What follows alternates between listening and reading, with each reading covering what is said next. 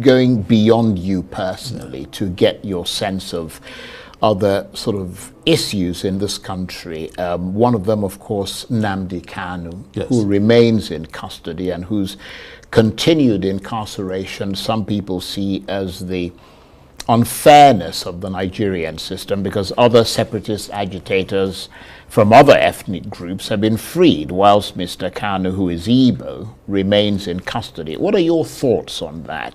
Because the argument is that he was charged to court and the courts freed him, but he's still locked up.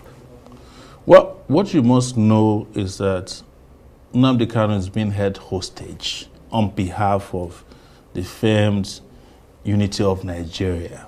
That's what it's all about. It's as simple as that.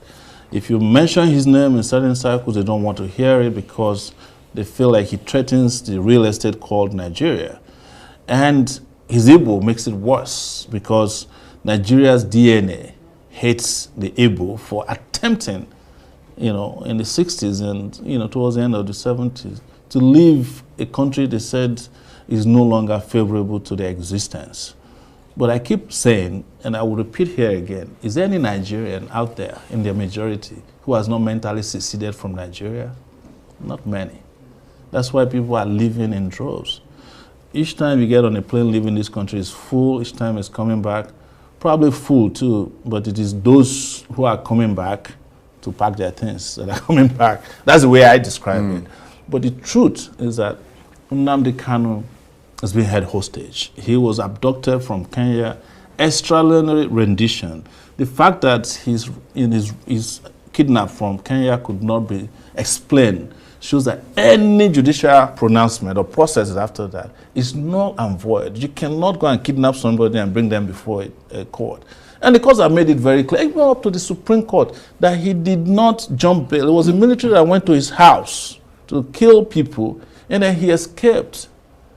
And now you have brought him back, you ought to respect and restore his bail. That's what I told his lawyers. Why are you applying for bail again?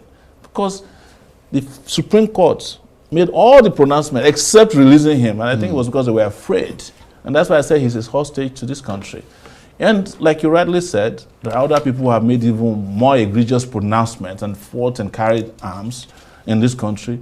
And you have not treated them the same way because they're not Nnamdi Kanu's, their name don't sound East.